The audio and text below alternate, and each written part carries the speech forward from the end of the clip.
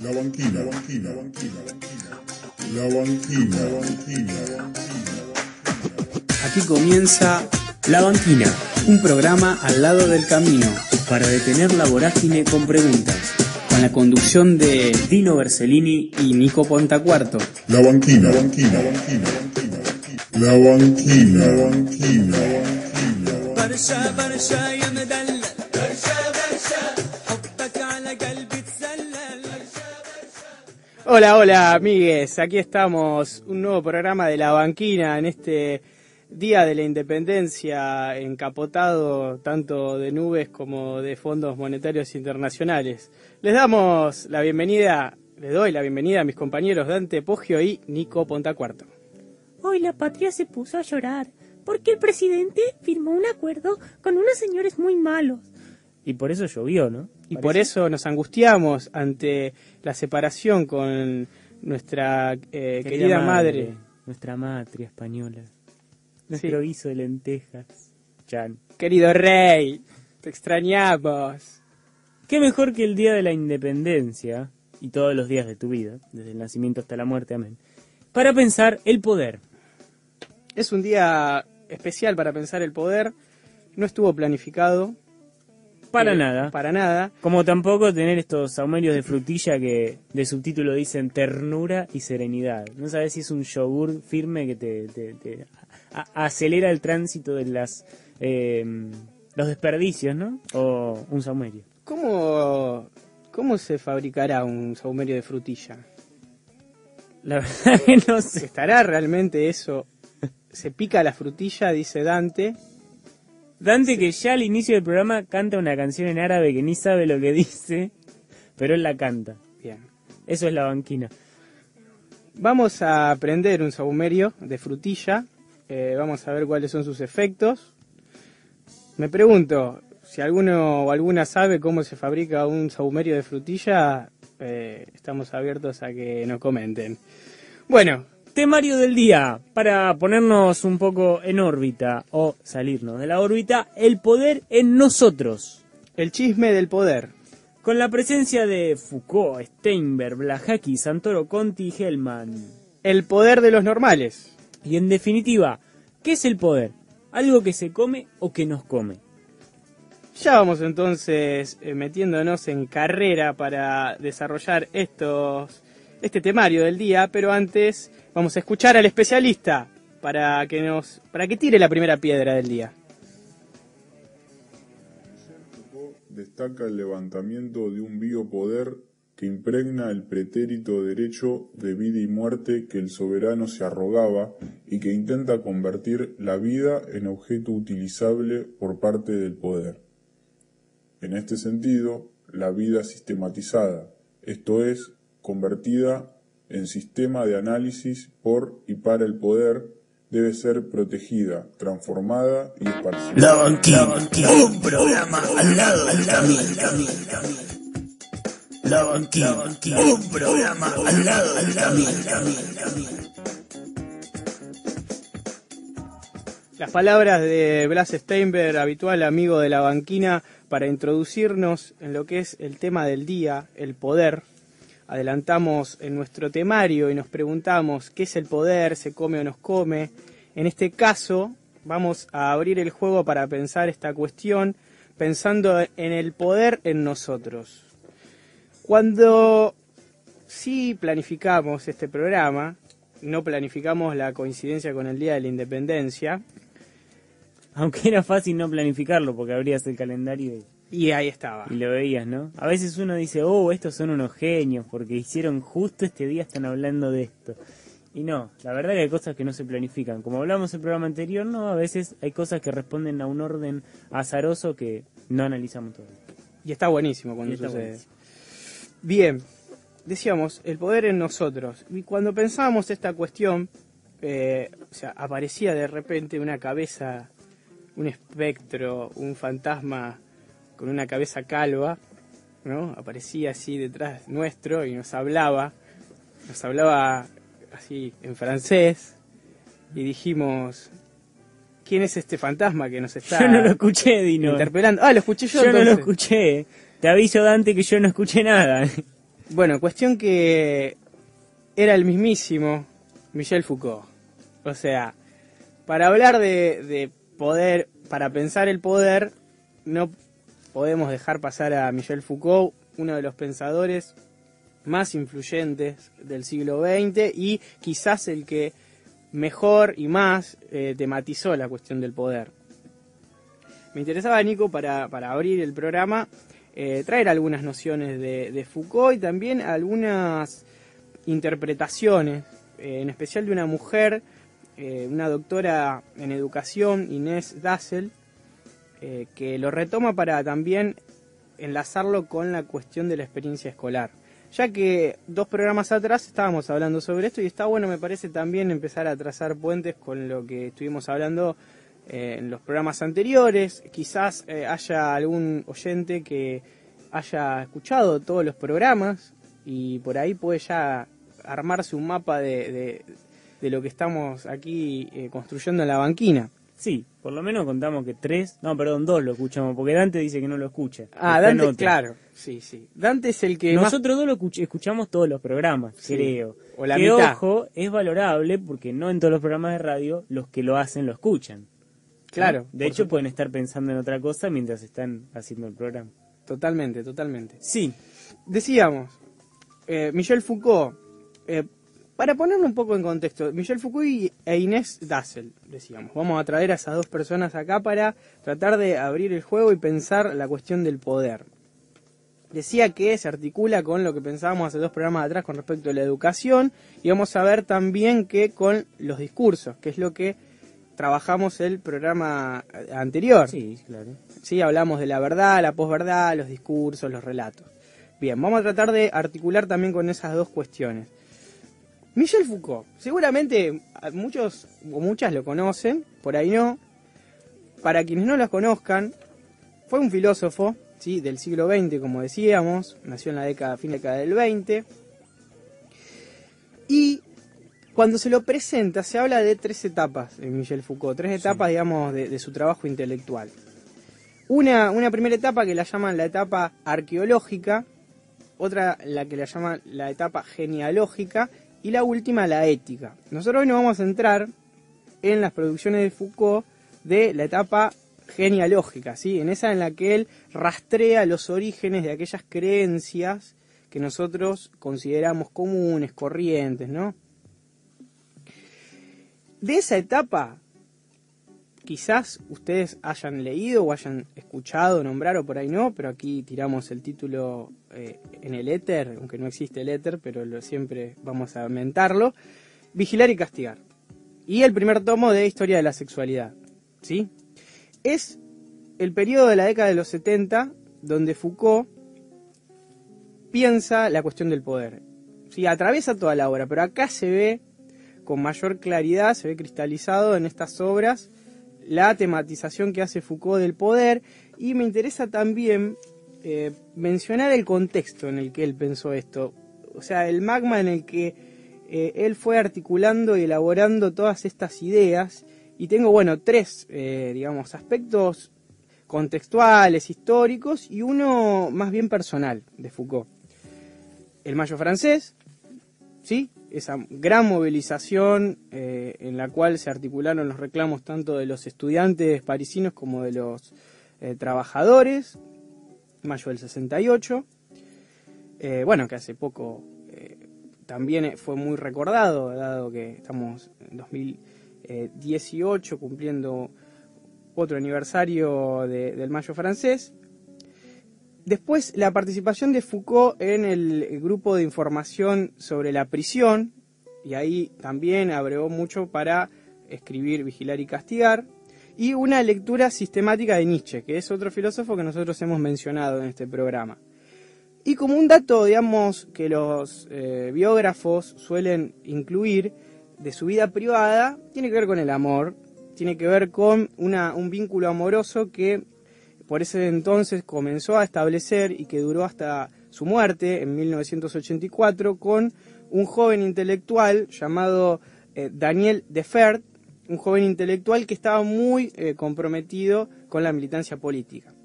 Entonces, todos estos aspectos generaron en Foucault, digamos, un ambiente, una caja de resonancias y de herramientas para empezar a pensar la cuestión del poder.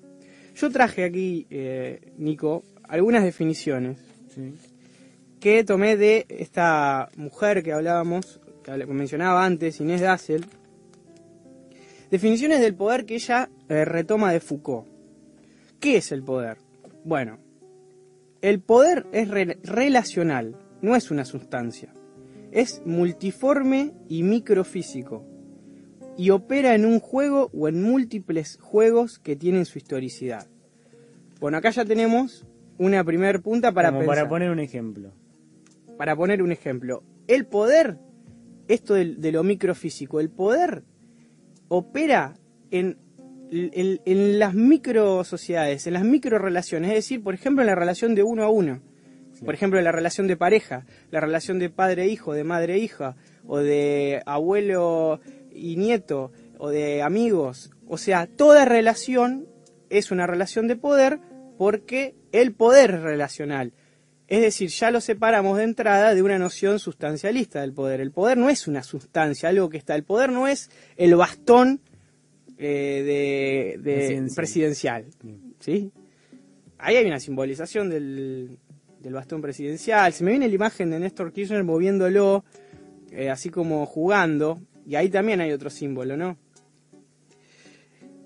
Bueno, después vamos a hablar de lo simbólico si les parece, compañeros. Pero bueno, digamos, primera diferenciación, ¿no? El poder como una relación y no como una sustancia.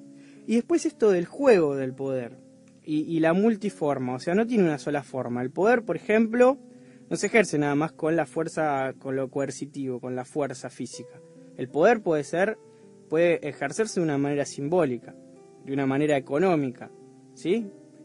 Y las desigualdades también se pueden ejercer de ese modo. Hay otro autor, Pierre Bourdieu, también francés, que habla de los capitales, ¿sí? El capital simbólico, el capital económico, el capital de la fuerza física, el capital informacional, ¿sí?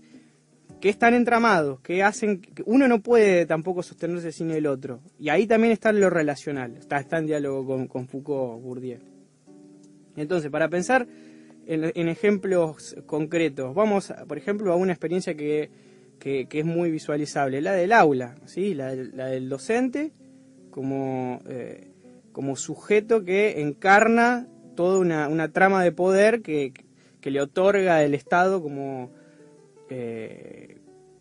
agente, como proveedor de relaciones de poder, y que está en un pie de, digamos, de alguna manera de desigualdad con los estudiantes, ¿no? Ahora bien, ¿por qué Foucault introduce esto del juego? Porque ese juego tiene su historicidad, y esto es importantísimo, o sea, esto no es así siempre, o sea, está sujeto al momento histórico, a las leyes, a las prácticas, a las normas propias productos de un momento determinado, ¿sí? Y a la vez es un juego porque siempre hay un intersticio, siempre hay una posibilidad de generar otra cosa. Y es el mismo Estado, por ejemplo, hablando del poder estatal, el que también abre el juego, por ejemplo, con los derechos. Por ejemplo, Dassel, en este texto que estoy citando, al final hace como una sugerencia, digamos. Ella es doctora en educación, escribe muchos textos en ese sentido, y hace una sugerencia de ir por una educación que experimente, que tome riesgos y que ponga más énfasis en los derechos que en las obligaciones de los estudiantes, por ejemplo. Digamos, Foucault es un pensador que, de alguna manera, nos pone de relieve la situación de sujeción que tenemos con respecto a las relaciones de poder, pero a la vez concibe que ese poder no es omnímodo, no es absoluto. Ese poder puede ser, moldeable, puede generar espacios en los cuales se construya una alternativa. Y él dice, no hay otro modo de atestiguar esto que ver que existen las revoluciones, las rebeliones. Claro. Y él detalla, no las rebeliones tampoco de los grandes hombres, las rebeliones cotidianas de un individuo cualquiera, que puede generar otra cosa. Otra, digamos, por favor, Nico, si querés, Sí, no. como es, interrumpirme, hazlo, por supuesto, porque el poder permite ese juego. Pero digamos, quiero también traer otra definición que por ahí también pone en cuestión lo que a veces nos representamos como el poder. Dice, el poder es represivo a la par que es productivo. El poder obliga, pero también incita, moviliza, encarna sus cuerpos, saberes y pasiones. Encarna en cuerpos, saberes y pasiones. Es decir, no solamente tenemos esta imagen de del bastón para abollar ideología, digamos. También el poder, no solo eso, o sea, no solamente ejerce una fuerza represiva, sino también que es productivo, tanto productivo desde el Estado, por ejemplo, para generar nuevas formas de represión afines a sus intereses, como también lo que puede generar de productivo en el cuerpo que está reprimiendo, ¿sí? Entonces se encarna en los cuerpos, en los saberes, por ejemplo, en la escuela, bueno, el currículum, ¿no? Los saberes que están prescriptos para que sean llevados adelante a clase. Bueno, el profesor también, o la profesora tiene la posibilidad de poder resignificar esos contenidos, sumar otros, digamos. El juego es constante, no hay nada definido, no hay un poder absoluto. Ahí se abre, digamos, todo el juego posible para generar alternativas. Bien, entonces es en esas resistencias cotidianas que el poder deja de perder un poco de eficacia, si lo queremos poner en términos de cuánta eficacia tiene o por qué estás trayendo esto de Foucault hoy, ¿no? ¿Qué importancia tiene pensarlo en la actualidad? Si vos decís que Sí. viene del Mayo francés, lo que piensa. Claro, exacto. Hoy las resonancias creo que son propias de esto que establece Foucault como poder, como relación. O sea, siempre va a resonar de algún modo. No quiero caer tampoco en un absolutismo o naturalizar esta definición de Foucault, pero de alguna manera va a resonar porque en tanto somos seres humanos, somos seres que nos relacionamos, y si el poder es relacional, toda relación en algún momento va a tener un rasgo de poder, digamos, hasta en la situación ideal que podamos, a la utopía que podamos llegar a pensar. En ese sentido también la teoría de Foucault, no sé si la teoría, por ahí estas genealogías, estas arqueologías, estas éticas que él ha elaborado, también nos sirven para pensar que de algún modo el poder es el que... Estos juegos son los que generan la historia, ¿no? Hay como una dialéctica ahí de alguna manera que tenemos que siempre tener en cuenta a la hora de pensar la historia y cuando hacemos la historia. Y para pensar hoy, por ejemplo, en el aula, hay incluso Dassel se hace esa pregunta y piensa, por ejemplo, una caracterización muy propia de la escuela como espacio de poder es, por ejemplo, con respecto a los cuerpos, al cuerpo de los estudiantes, a la uniformización de los cuerpos de los estudiantes, por ejemplo, esto de llevar todos y todas el mismo uniforme, la misma vestimenta. Hay también, por ejemplo, para enlazar con esto que estoy compartiendo, hay un libro de Beatriz Arlo, ensayista argentina, que se llama La máquina cultural. Ahí ella recorre algunas figuras así de lo educativo y presenta el caso de una maestra de principios del siglo XX, sí, fines del siglo XIX, principios del siglo XX, Rosa del Río, como un poco el paradigma de la escuela, de la maestra de la escuela normalizadora, ¿no? Y el éxito que tuvo en esos primeros años ese proyecto sarmientino. Y por ejemplo, hay una escena paradigmática de Rosa del Río que es cuando ella narra cómo a los niños, hijos de inmigrantes, que según su concepción eran sucios, eran incivilizados. Un día llama al peluquero, el peluquero del barrio, y en la escuela los rapa a todos. Los rapa. Incluso hay una descripción muy interesante por digamos, la poética que ella le imprime también, porque dice, bueno, y la pelusa de sus cabellos flotaba sobre el patio de la escuela como una pequeña alfombra rubia y de diferente, bueno, digamos, tuvo una romantización incluso de ese gesto que es de uniformizarlo y raparlo, y incluso Sarro dice ahí que ya todavía no había sucedido, pero digamos, cómo eso a hoy también nos remite al holocausto, a lo que fue también al exterminio del pueblo judío, ¿no? Con esa práctica de rapar las cabezas, de esa militarización también. Pero sí, de hecho me estoy acordando de algo un poco más reciente, que es cuando Macri sale a dar un discurso y a decir que les había dado internet a los abuelos de un geriátrico, y los abuelos habían buscado porno en internet, y entonces le sacó el internet. Y yo digo, no, qué normalizador ese poder absoluto del presidente que dice, che, no, lo que los hijos no miren porno, le sacamos el internet. Digo, ahí también debe estar Foucault de alguna forma, ¿no? Totalmente, es que incluso ahí va, digamos, esto que digo de Rosa del Río, digamos, por ahí hoy es difícil de verlo, porque en las escuelas vemos cómo los jóvenes, digamos, proponen una alternativa, digamos, son rebeldes a esa uniformización. Ya hoy en día, esa uniformidad, hoy en día vemos en los cuerpos de los jóvenes, incluso en cómo se posicionan dentro del aula, vemos esa posibilidad de rebeldía. Pero digamos, por ejemplo, con el caso que estás trayendo vos, Nico, vemos, por ejemplo, cómo esa posibilidad de digamos, ese derecho de, bueno, tenés tu acceso a la información, al mundo digital, ¿no? Te garantizo este derecho, pero lo vas a utilizar como yo quiero. Claro. Incluso, lo que es interesante de notar ahí, y que pasa también con los jóvenes, que dicen, le usan la netbook para jugar a los videojuegos. Digamos, como también la censura del goce, para decirlo, del placer más que del goce, del placer, ¿no? Bueno, los abuelos están viendo porno, qué vergüenza. Bueno, pero digamos, ¿hasta dónde entonces la libertad? ¿Hasta dónde estoy garantizando el derecho y la libertad? Y ¿hasta dónde también pretende el Estado generar un dispositivo tal para controlar eso?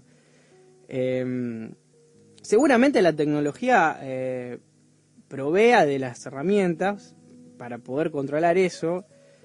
Bueno, no hay más que ver Matrix para tratar de especular con un futuro así. Pero bueno, por eso traemos a Foucault. Si seguimos pensando en los términos que piensa Foucault, siempre va a haber, porque siempre que haya poder va a haber resistencia. Y es importante seguir, digamos, sembrando resistencias donde veamos que hay ejercicios del poder que son desiguales y que hacen, digamos, que dañan a los dominados, en ese caso, ¿no? Porque imagino que hay ejercicios del poder democráticos o que no necesariamente represivos o normalizadores.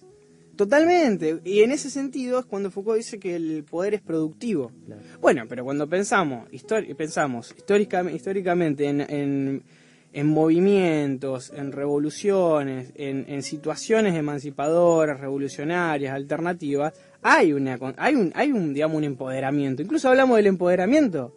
Hablamos de que nos tenemos que empoderar, que los jóvenes se tienen que empoderar, que las mujeres se tienen que empoderar. O sea, digamos, no caigamos también en el poder, en una condena del poder como algo totalmente negativo. Tratemos de concebirlo en estos términos que estamos diciendo, más complejos, y en todo caso de apropiarnos de situaciones, de relaciones de poder que no sean represivas, sino que sean productivas. Y como ejercicio del poder, Nico, retomo también algo que plantea Inés Dassel, que es la crítica. Foucault también se ha dedicado a pensar en la crítica. En este sentido podemos plantearla como una posibilidad de enfrentar ese poder. Y él la define como una acción, como un instrumento, ¿sí?, que escruta un dominio que quiere vigilar y que es incapaz de regular. O sea, primero como una acción frente a algo que nos vigila, que nos regula. Y luego dice que la crítica es un arte, y es el arte de no ser tan gobernado. O sea, bien, somos sujetos, estamos y vamos a estar sujetados. La idea es que a través de la crítica tratemos de estar lo menos sujetados posible, o en todo caso ser conscientes de esa relación y no estar tan gobernados. Bien, ya que estamos entonces hablando de la crítica, vamos a escuchar el primer tema de la noche.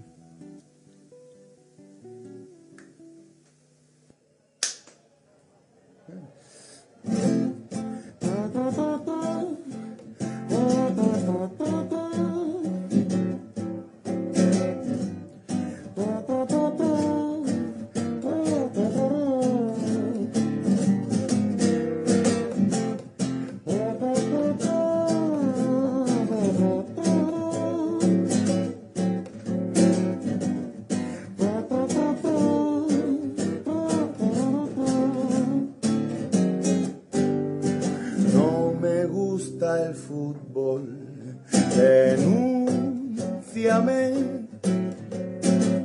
no me va la moda, odio el macramé, me cansa la misa, no sé bailar, y en cuanto a las bodas, no me invites más. No me gustan los horarios, no me cuadra el calendario, no me fío del comisario y me aburre el Super Mario. Es lo que hay, llámame fino, si no te gusta cambia de acera, que no me asfalten el camino mejor. Camino a mi manera, es lo que hay, llámame fino, si no te gusta cambia de acera, que no me asfalten el camino mejor, camino a mi manera.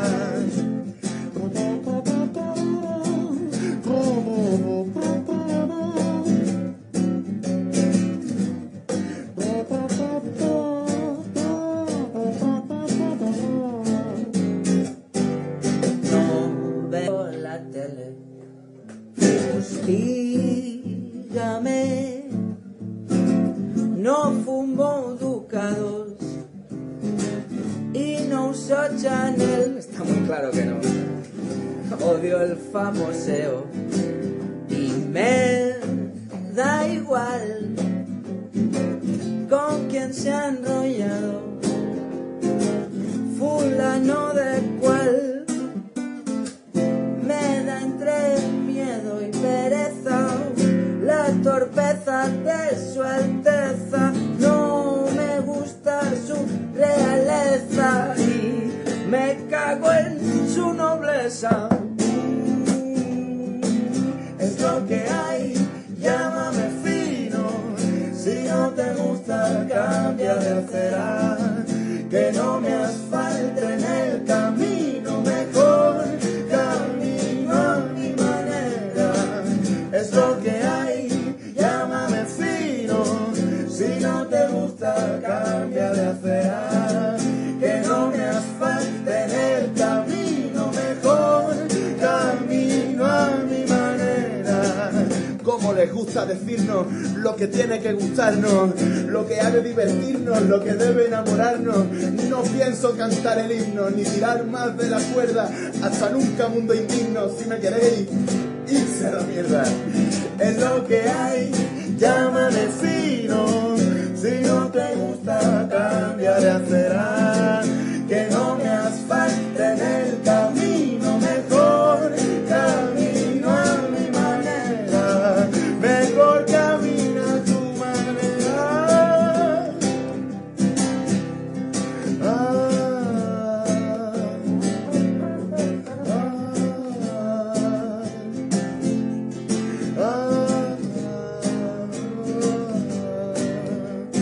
No me gusta el fútbol. Doy fe.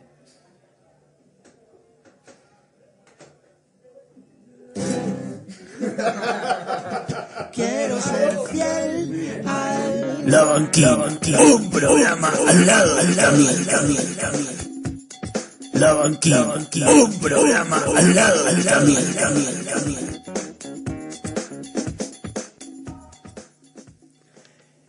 En cada esquina un milico meterete que mete el ojo y mete el diente.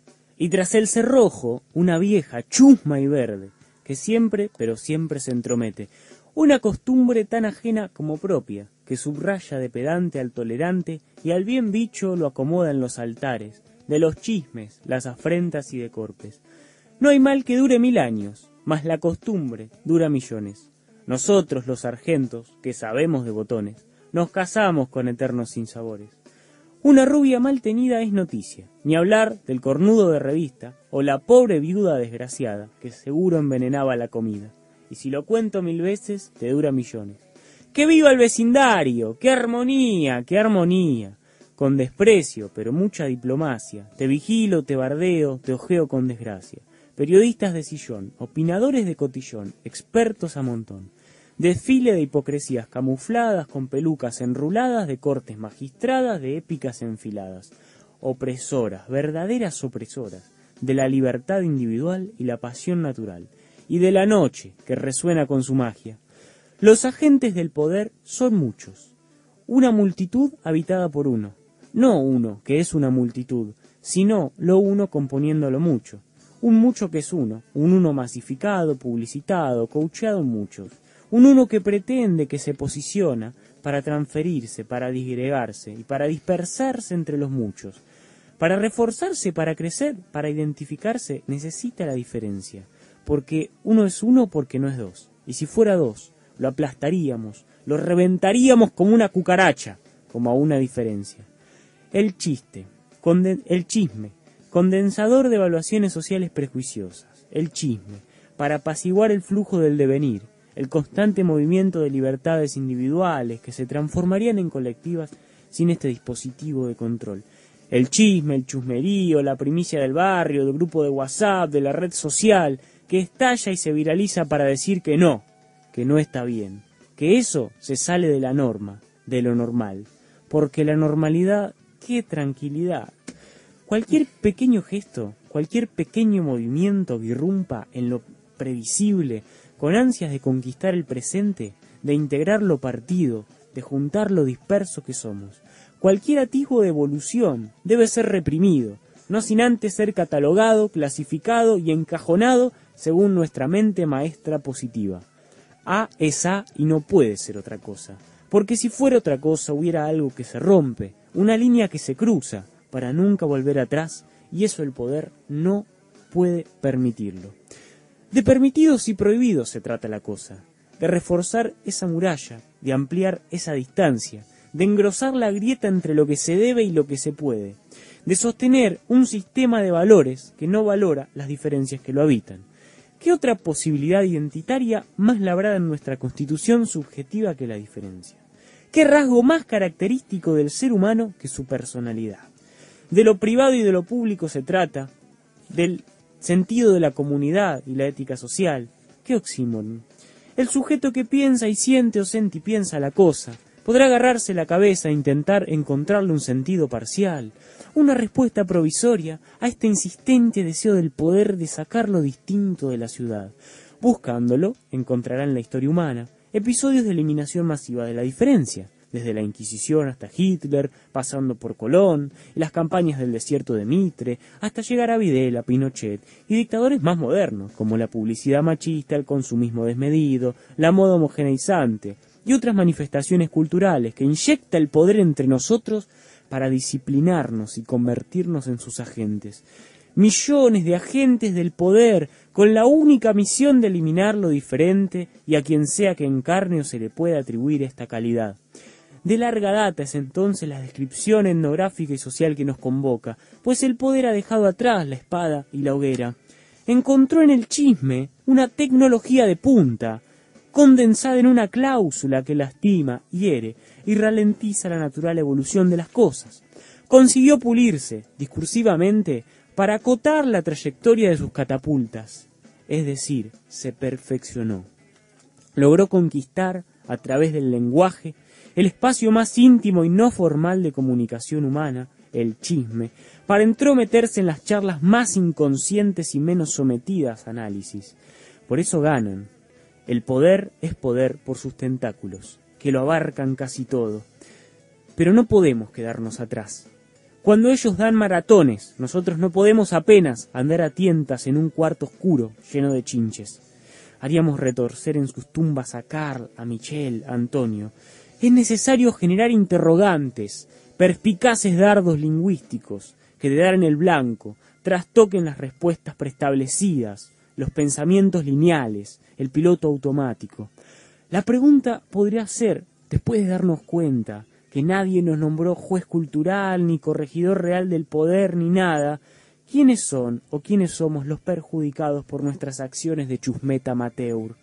¿A quién contenemos, acompañamos, ayudamos, con nuestra opinión sistemática y repetida sobre la moral del otro? Y más adentro aún, ¿por qué nos compete tanto, nos convoca tanto lo que hace un particular con su intimidad?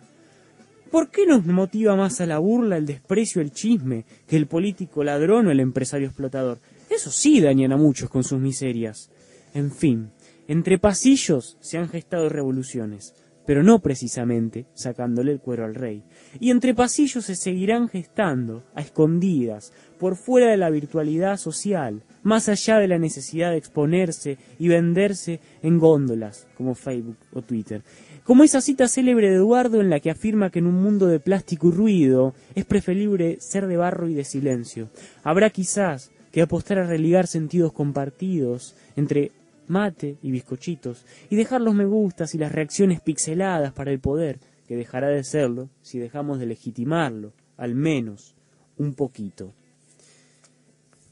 Este breve texto pertenece a un autor chivilcoyano de nombre desconocido, es anónimo, y la verdad que lo traje para introducir un poco, ¿no?, esta columna del día de hoy que se llama justamente El chisme del poder, porque en definitiva pensamos el poder como algo relacional, como algo que se aleja de las sustancias, como algo intangible, pero ¿dónde está?, ¿no? ¿En qué cotidianeidad, en qué mínimo detalle de nuestra existencia podemos encontrarlo? En el chisme, por ejemplo.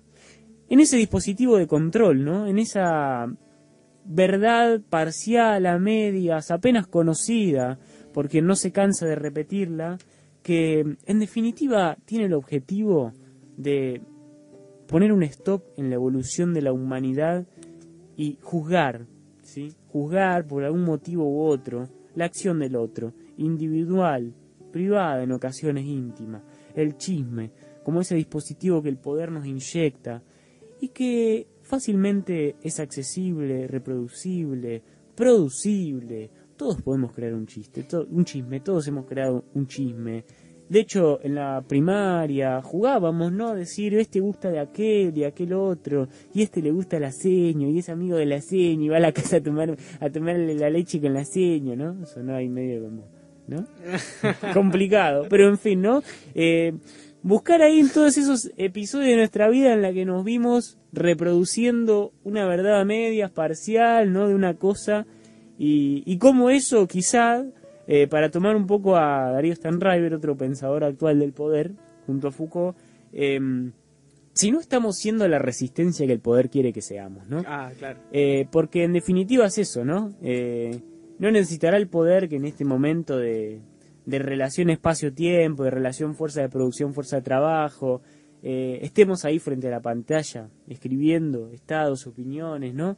Hoy justamente leí una cita de una compañera del instituto, no voy a nombrar, pero muy interesante, porque decía que Humberto Eco, advertía sobre el peligro de las redes sociales y de cómo la posverdad crecía, tenía ahí su campo fértil para crecer, porque claro, en las redes es evidente, es exactamente el mismo el valor de la opinión de un experto que de un alcohólico en un bar, dice Eco, ¿no? Entonces, claro, la posverdad justamente ahí juega según los intereses del poder y es notable que publicaciones de personas de a pie y que por ejemplo dicen, oh, me has dejado el alma herida, tengo un gran dolor, corazón, ¿no? Tienen tanta relevancia o incluso más que quizá la cita del Nobel de Literatura más célebre de toda la historia de la humanidad. Entonces, claro, un poco la banalización de las cosas, el desgaste del poder real de la palabra, el desgaste de los significados, la corrosión de la relación entre las palabras y las cosas, a veces se juega ahí en ese terreno en que, bueno, la verdad que decir que sí, decir que no también vale lo mismo.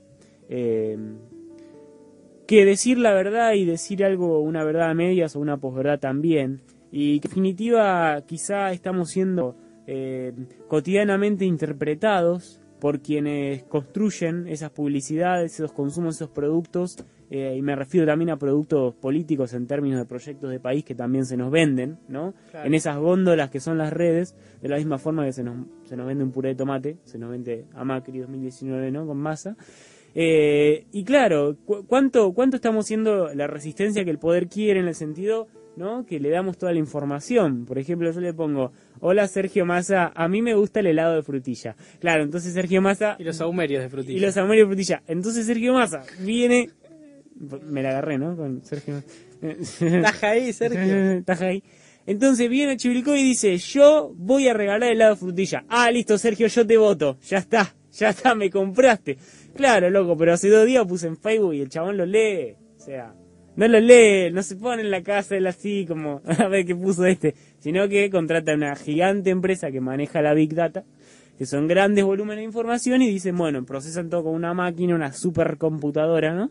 Que también tiene fuegos artificiales, y procesan toda la información y dicen, bueno, la verdad que en Chivilcoy conviene instalar un local en el que exclusivamente se vende helado de frutilla y más barato que las heladerías de Chivilcoy, entonces todos votamos a Sergio Massa, ¿no? Profecía autocumplida. Chan. Música de suspenso. Música, me quedo pensando.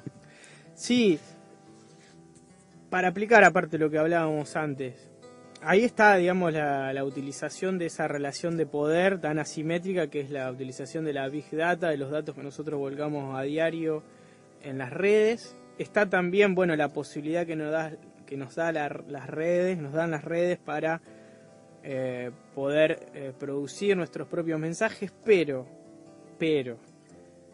con las reglas que imponen también, con esa, digamos, con esa banalización que vos indicabas, Nico, y también con las reglas propias del juego discursivo de la red, porque de repente es me gusta, me divierte, Bueno, ya hemos hablado de esto. Toda la compleja emocionalidad del ser humano reducida en 6 reacciones. Claro. Y bueno, yo, si más que me gusta y más que me encanta o más que me enoje, bueno, y tengo que poner me gusta. Y lo otro, lo del chisme, bueno, es un poco esto de la espectacularización de la política, de de la exaltación de las emociones, es esto de, por ejemplo, intratables, o sea, de volver intratable una conversación que puede formar parte de este programa intratable, es bueno en lo cotidiano. De repente una discusión política pasa por la chicana, por el insulto, por lo emocional puramente, y no por esa tensión tan rica que es entre lo emocional y lo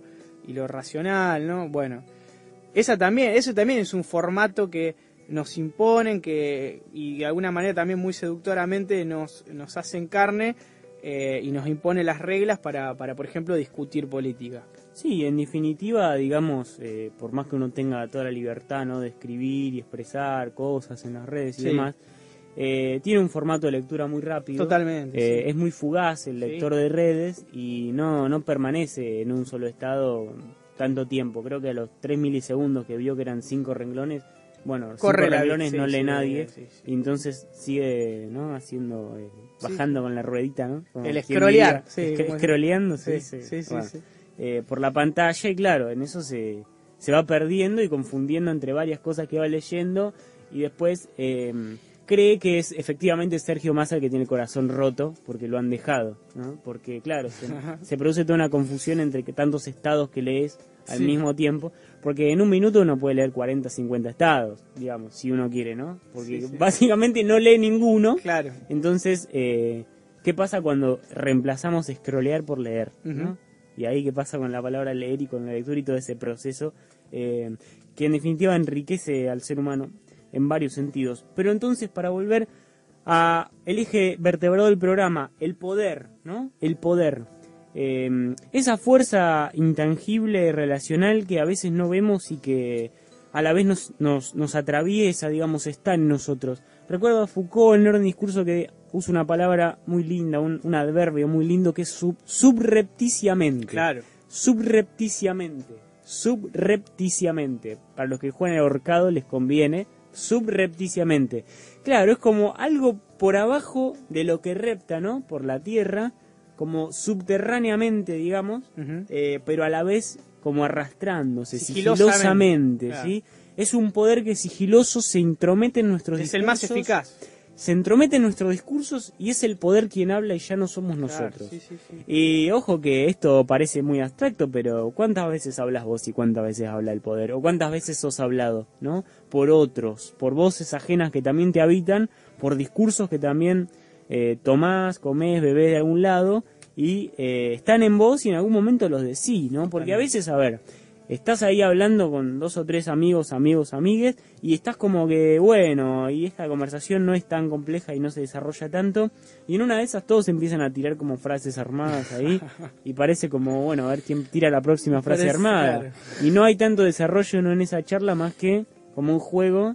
¿Viste ese juego que cada uno tiene que decir una palabra con la última letra? Sí. Bueno, es decir una frase armada con la última palabra que la dijo la anterior, y no pasa nada. Claro, entonces ahí ¿quién es el que está hablando? Y en definitiva el poder. ¿Por qué esas frases armadas que están todo el tiempo entre nosotros, si nunca las pensamos y dijimos, no, pará, esto no es así? Son en realidad los lugares más transparentes y más finos, digamos, por donde el poder se nos atraviesa y está ahí en nuestras reuniones, todo el tiempo sentado al lado nuestro. O sea que sentís una presencia cerca tuyo, no es un fantasma ni un ser sobrenatural. Seguramente es el poder, que cada vez tiene más peso, más cuerpo, más sustancia, y cada vez está más cerca de nosotros. Sobre todo cuando los discursos, digamos, que avala una organización tan compleja, jurídica, política, económica como es el Estado, responden directamente a los intereses del poder, digamos, del poder concentrado, en términos de nuevo, económicos y cultural, ¿no? Hay un poder ahí que está todo el tiempo rompiéndonos la cabeza y sobre todo nos dice, ¿no?, con una gran bandera negra, determinismo social, ¿sí? Esa es como la gran bandera de estos tiempos. Sí. Digamos, el gran discurso del poder que nos atraviesa hoy en día es este, determinismo social. Vos sos lo que fue tu padre, vos sos lo que fue tu abuelo, no vas a progresar, no vas a ascender. No vas a estudiar en la universidad. Si seguís en ese vicio de tomar vino en la esquina, de no ir a trabajar 20 horas por 2 pesos, y la verdad que te va a ir mal. Y vas a hacer lo que fue tu padre como máximo, si no menos, ¿sí? El determinismo social es el discurso del poder del día, digamos, el discurso, digamos, la frase hecha del poder del día es sos lo que sos y no vas a hacer más de lo que sos. Con esta depresiva conclusión de la columna, vamos a la próxima canción que merecidamente se gana el top 3, si quieren, de las mejores canciones de la banquina. Soltar todo y largarse, Silvio Rodríguez, Dante. Soltar todo y largarse, qué maravilla. Atesorando solo huesos nutrientes y lanzarse al camino pisando arcilla. Destino a las estrellas resplandecientes. Destino a las estrellas resplandecientes.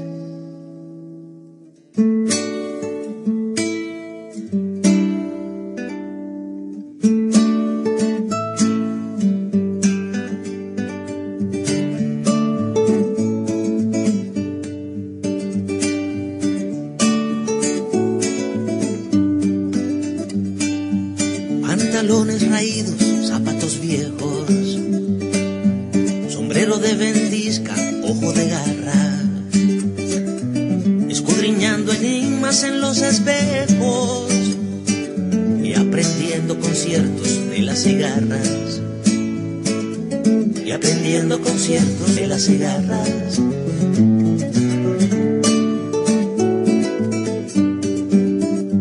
Con amores fugaces e inolvidables, con para siempre grávidos como espuma, y el acero afilado de los probables, colgado vigilante junto a la luna, colgado vigilante junto a la luna.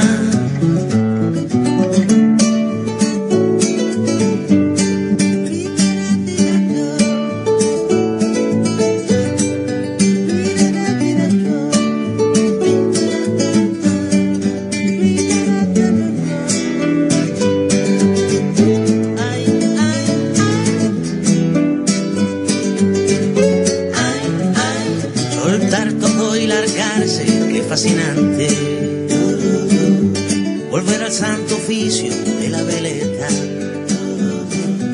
desnudando la vida como un bergante y soñando que un día serás poeta, y soñando que un día serás poeta.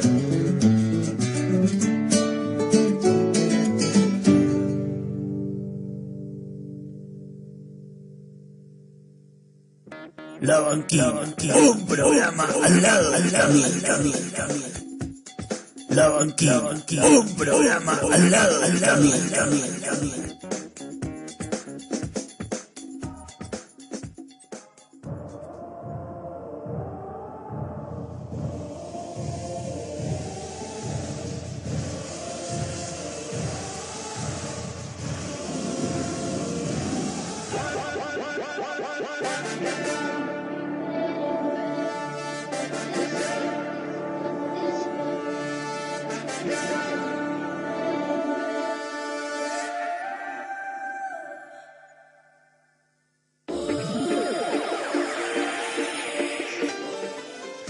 El Mundial se está jugando y en Handicap lo sabemos, por eso te esperamos para ver los partidos con estas promos. Café con leche con 2 medialunas y jugo de naranja a 95 pesos. Menú ejecutivo con entrada o postre a 190 pesos. Handicap Resto Bar, San Martín 24, donde se vive el Mundial. Hamburguesa con gaseosa y frita, 150 pesos.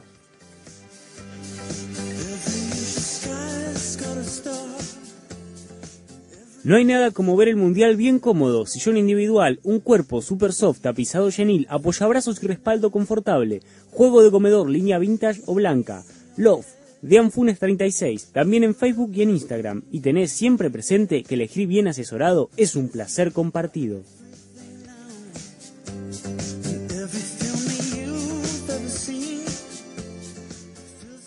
El Mundial llega a instancias finales. Acércate a Crazy Technology en Belgrano 37 y pedí fundas para celulares temáticas de Rusia 2018.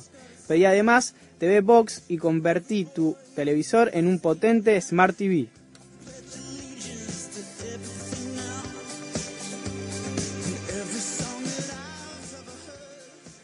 Se empiezan a jugar las semifinales y en Bar Colón los seguimos disfrutando con amigos. Vení a ver los partidos y a disfrutar de nuestra cocina y las mejores cervezas. Bar Colón, Bar Mundial.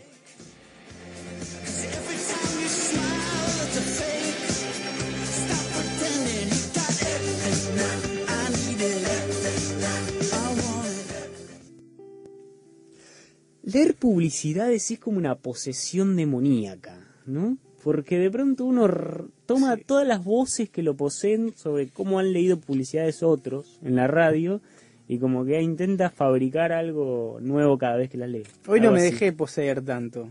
En otras ocasiones me he poseído tanto que incluso dije quiero leer publicidades y nada más. Quiero hacer es cierto, quiero hacer un Claro. programa de publicidad. Solo de publicidades. Inventada, Hoy no, falsa. hoy me resistí al poder de la publicidad. Próximamente me dejaré poseer.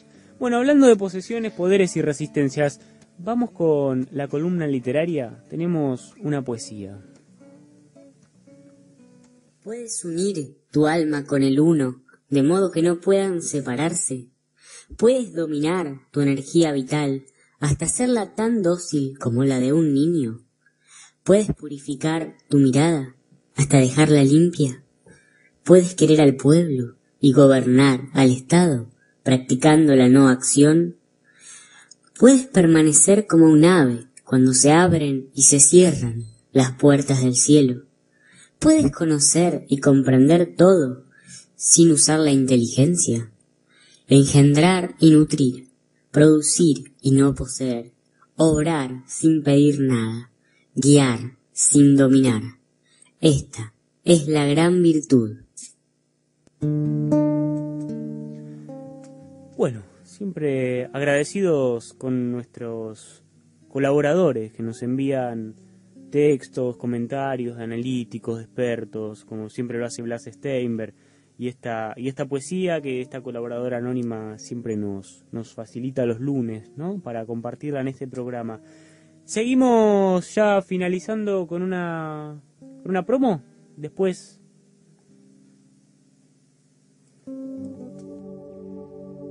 Un masaje de la mano de un maestro de Reiki libera energía mal calificada y alivia tensiones. Un masaje sedativo combinado con Reiki es ideal para que la energía fluya con mayor rapidez y profundidad. Sandra Di Pardo. Sesiones de Reiki, sistemas Usui y Karuna. Masajes sedativos. Magnify Healing. Turnos 2346 68 98 56.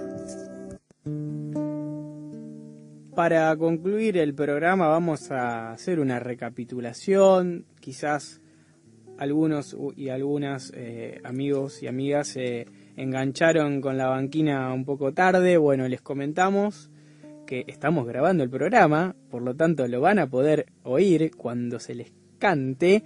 Y dicen que hay una maldición en las radios que cuando decís estoy grabando el programa no lo estás grabando. No, de hecho nos pasó varias veces, por eso te digo, Dino, porque de 6 programas grabamos 2, así que hay que tener cuidado con jugar con el azar porque es muy peligroso. Debo saberlo porque he conjurado ya esta maldición aquí en vivo, espero que poder sortearla. Dice que además si la decís los lunes te tenés doble posibilidad de ganar, como un bonus. Claro, porque los lunes es el día de la maldición por antonomasia, ¿sí? Los lunes, los martes, los viernes, al final todo. Cualquier día, más en los estas épocas. No hay que hacer. Sí. En fin, en conclusión, digamos, pensamos el poder como no una cosa para agarrar y retorcer y estrangular, sino como una cosa sustancial, claro. Como una relación, como algo presente en el vínculo que yo tengo con el otro, ¿no? En cómo me relaciono con vos, en cómo te digo las cosas que te digo, en con qué frecuencia puedo hablarte y quién determina los turnos en nuestra conversación, por ejemplo, para ir a lo más concreto, en hasta dónde nos perdonamos las cosas, los daños, ¿no?, que nos hacemos, hasta dónde permitimos querernos. Hay poder en todo eso, en cada resquicio de nuestra existencia hay una relación de poder y Foucault nos dice, tenemos que mirarla, ¿sí? Cuando algo está iluminado, produce sombras y esas sombras es donde el poder hace de las suyas y donde ocurren en definitiva los abusos, ¿no?, y las desgracias, digamos, lo malo que produce el poder, lo negro que tiene el poder, ¿no? Si en este programa nos permitimos relacionar a veces lo oscuro o esa oscuridad más vinculada a lo trágico o a lo mortífero, a lo mortal con algo malo, el poder es eso, en definitiva también, son sus sombras y por eso es tan importante volver a Foucault y también considerar que las nuevas tecnologías, las redes, el WhatsApp o los nuevos formatos de comunicación no son ajenos a una dinámica del poder que tiene larga data y que es muy permeable también el WhatsApp al chisme, por ejemplo, trabajamos con el chisme como dispositivo del poder, que reproduciéndolo no hacemos más que asumirnos como sus agentes y seguir trabajando gratuitamente para él. Y no tan gratuitamente, porque en definitiva nadie saca gratuito que el poder haga tan bien su trabajo. Y finalmente, para que el poder no haga su trabajo de manera absoluta, porque nunca lo va a poder hacer, recogemos esta idea de Foucault de que donde hay poder hay resistencias. Así que invitamos a todos a elaborar creativamente sus propias resistencias. Y tenemos que hacer una promo.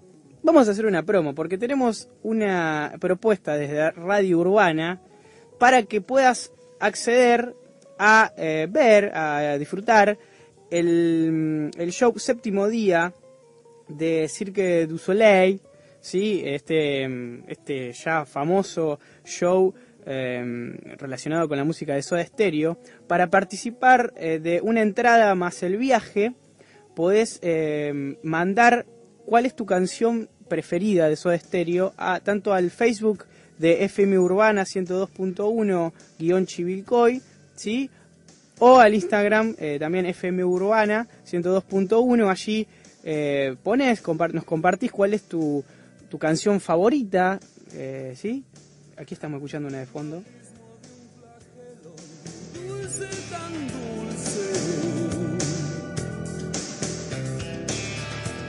Maravillosa la voz de Gustavo Cerati. Ya hay algunos que están participando en Facebook, así que invitadísimos para ganarse esta entrada y poder disfrutar del show de Cirque du Soleil.